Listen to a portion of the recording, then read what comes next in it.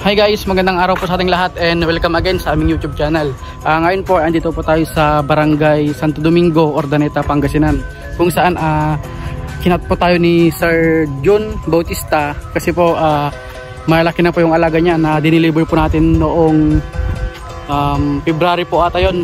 Yan, nakalimutan ko na rin po kasi ngayon lang po ulit tayo tinawag. Pero bago po ipakita yung nasa concrete pan po nila sa loob, ito po yung kanilang earth pan. Yan, nagpahukay po sila. Makikita nyo. Yan po yung pinahukay po ni Sir John Bautista. Dalawang butas. Ginamitan na po ng backhoe para mas mabilis daw po. Ayan. Yan. Tapos yun yung isa. Siyempre po dahil andito naman na tayo, papakita ko na rin po yung concrete pan niya. Tapos yung mga alaga niya. At ayun nga mga kahito, ito po yung concrete pan nila dito. Yan. Ito yung ginagamit po nilang makina sa pagpapatubig. Tapos yung pag nagdi-drain po sila, ayan, papunta po doon sa earth pan. Siyempre po ipapakita ko na rin po yung alaga po dito na halos 2 months na po. Yan. Ito po yung mga alaga. Hindi po tayo pwedeng magpakain dahil nag-drain po sila. Ayan.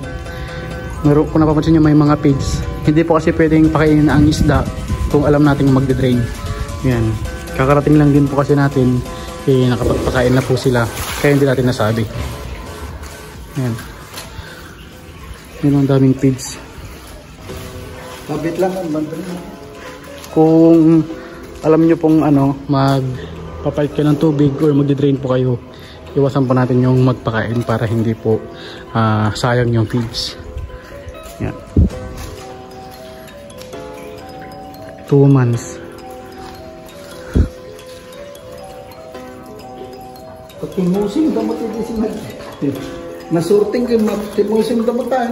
Sir, kasi talaga sir no nag-sorting, syempre nabulabog na. Tapos nagkarga kayo doon ng mga barbaro. Manong nga oras bago pa ka namiyano ka? Dapat oray mga 5 hours to 6 hours sir. Oh, 2 hours lang. Ayan mga kayito. Ito sa kabila. Ito naman yung mga maliliit. Ito yung mga fast grower. Nakahiwalay na para iwas makain yung mga maliliit.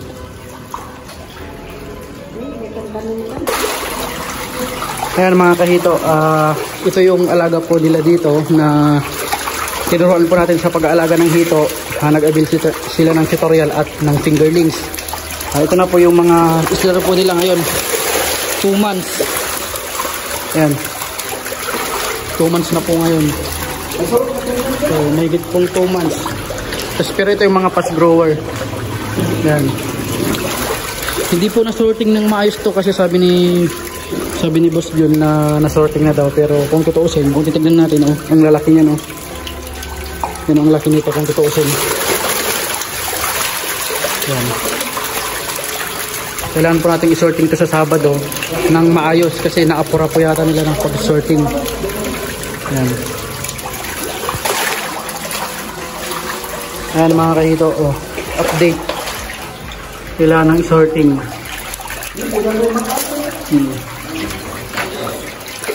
Sobrang laki.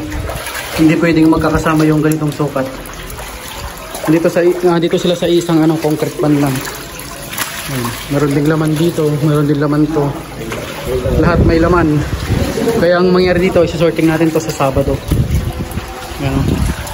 Hindi pwedeng magkakasama to kasi kumabalsot na tong mga to, hindi makakakain. Ayan, mga kahito.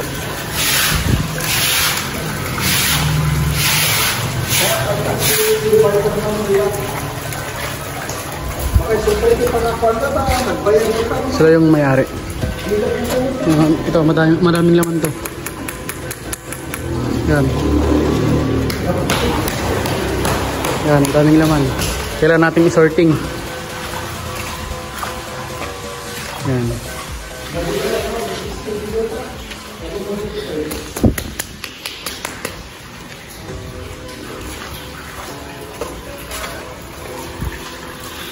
Siyempre dahil mga kaito, andito na rin tayo.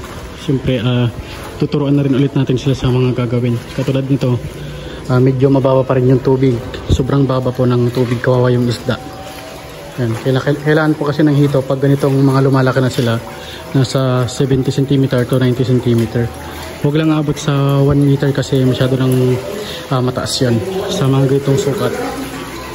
Yan. Maraming malalaki na po dito. Ayan o. So ayun nga mga kaito, dito na lang, hanggang dito na lang po yung video na gagawin po natin ngayon kasi pinakita ko lang naman sa inyo yung mga alaga po dito sa Ordaneta. Ayan. Pensya na kayo sa mukha ko, mataba na talaga. Ayan. Sa Sabado po babalik ulit po tayo dito. Medyo busy lang po kasi tayo sa school kaya hindi po tayo gano'ng nakakadalaw sa mga naturoan po natin at yung mga nagpa-deliver po ng fingerlings. Yan. Pero pagkatapos po ng school sa graduate, ayan, makakaturo na po ulit tayo ng diretso. So lamang guys, maraming salamat po sa panonood ng video na ito. Kung bago pa lang sa aming channel, don't forget to click subscribe button, notification bell para yung update sa susunod pa namin videos. Yan. Lawak po yan. Yun, thank you.